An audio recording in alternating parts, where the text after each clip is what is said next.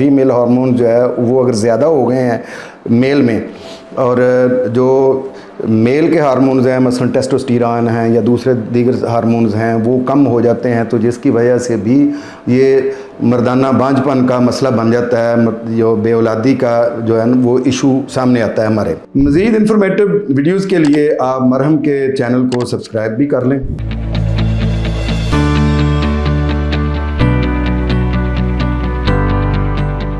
अस्सलाम वालेकुम, मैं हूँ होम्योपैथिक डॉक्टर रिजवान साकिब और मैं BHMS हूँ और गुज़श्ता 27 ईयर्स से मेरी होम्योपैथी की प्रैक्टिस है। और आज मैं बात करूँगा आपसे स्टेरिलिटी या जिसको मर्दाना बांझपन कहते हैं उसके हवाले से। मर्दाना बांझपन की बहुत सारी वजूहात हो सकती हैं। मसलन बचपन में अगर कोई गलतकारियाँ हैं जिसकी वजह से, जो जवानी की गलतकारियाँ उनकी वजह से आम तौर पर जो है ये मसाइल पैदा हो जाते हैं। लेकिन इसके अलावा ये भी है कि अगर कोई मम्स की, जिसको हम कनपेड़े कहते हैं, उनकी कोई हिस्ट्री है, उसकी वजह से भी ये प्रॉब्लम हो सकता है। टेस्टिस का कोई साइज़ छोटा रह गया किसी वजह से, या वो देर के बाद जो है वो पैदाइश के बाद कुछ देर के बाद नीचे उतरे हैं, तो उसकी वजह से भी ये जो मर्दाना बांझपन है इसका मसला बन जाता है। क्या आप मरहम की सर्विसेज अवेल करना चाहते हैं तो आज ही गूगल करें हेल्प मी मरहम और घर बैठे डॉक्टर की अपॉइंटमेंट बुक कराएं, या फिर ऑनलाइन वीडियो कंसल्टेशन के थ्रू अपने डॉक्टर से ऑनलाइन बात करें और मेडिसिन और लैब टेस्ट के ऊपर डिस्काउंट भी हासिल करें। लेकिन इसके अलावा भी बहुत सारी वजूहात हैं। मसलन टेस्टिस पर किसी किस्म की कोई इंजरी, कोई चोट, उसकी कोई हिस्ट्री है तो उसकी वजह से भी ये प्रॉब्लम हो जाता है। फिर हार्मोनल डिसऑर्डरनेस भी हो जाता है, जैसे फीमेल हार्मोन जो है वो अगर ज़्यादा हो गए हैं मेल में, और जो मेल के हार्मोन्स हैं मसलन टेस्टोस्टेरोन हैं या दूसरे दीगर हार्मोन्स हैं वो कम हो जाते हैं, तो जिसकी वजह से भी ये मर्दाना बांझपन का मसला बन जाता है, जो बेऔलादी का जो है वो इशू सामने आता है हमारे।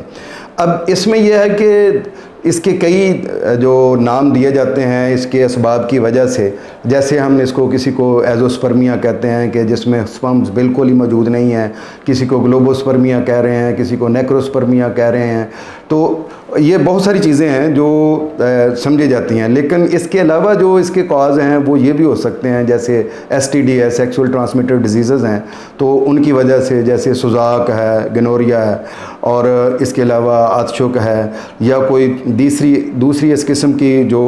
ऐसी बीमारियां जो इंसानों से,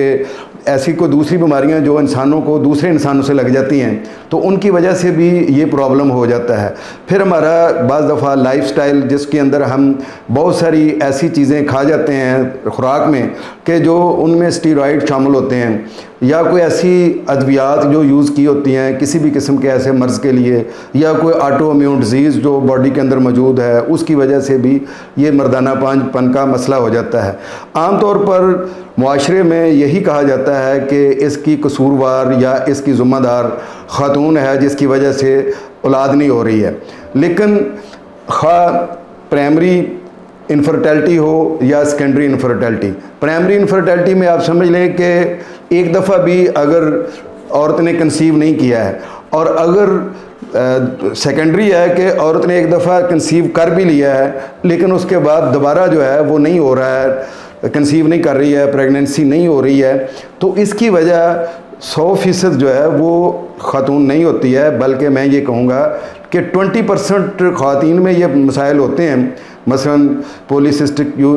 ओवरी होती है, उसकी वजह से ये प्रॉब्लम हो सकता है, और बहुत सारी वजूहात हो सकती हैं जिसमें मेंसेस डिसऑर्डर होता है। फिर इसके अलावा कोई लिकोरिया की कोई पुरानी हिस्ट्री चल रही है, कोई इस तरह की चीज़ें हो सकती हैं। इसी तरह से औरतों में भी जो फीमेल हार्मोन है वो भी डिस्टर्ब हो सकते हैं, जिसकी वजह से ये औरतों में इनफर्टिलिटी का मसला हो सकता है। लेकिन ये तनासब जो है वो मर्दों की निस्बत कम है। मर्दों में बहुत सारी वजूहात होती हैं, जैसे स्पर्म सेल का कम होना, स्पर्म सेल का बिल्कुल ना होना,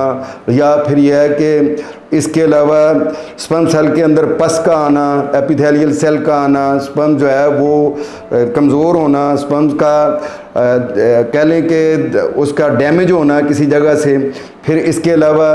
ब्लड का जो है ना वो सीमन के साथ अखराज होना, ये वो सारी चीज़ें हैं जिनको देखने के बाद एक अच्छा मौलवी जो है वो देख लेता है कि वो कौन से असबाब हैं हैं, हार्मोनल डिसऑर्डर है या कोई इंजरी की हिस्ट्री है या कोई मम्स या कोई दूसरी जो हिस्ट्री है जो बचपन से उसके लिए कोई है, या इसके अलावा एसटीडी है, या आप कहें कि उसमें किसी किस्म की कोई ऐसी पैदाइशी कोई मसाइल चल रहे हैं कि जिसकी वजह से ये प्रॉब्लम हो रहा है। बहरहाल जो मर्दाना बांझपन है इसका इलाज होम्योपैथी में मौजूद है। अकॉर्डिंग टू सिम्टम्स अगर मेडिसिन दी जाए तो ये बेऔलादी का मसला हल हो सकता है। आप अपने सेमन रिपोर्ट के साथ, जिसमें आप सेमन एनालिसिस करवाने के बाद आप डॉक्टर से मिलें, होम्योपैथिक डॉक्टर से, और उससे आप मेडिसिन लें। अल्लाह के फजल से ये प्रॉब्लम जो है आपकी हल हो जाएगी। इस मर्ज़ के हवाले से आपके जहन में कोई सवाल है तो आप मुझे कमेंट्स में पूछ सकते हैं, और अगर आप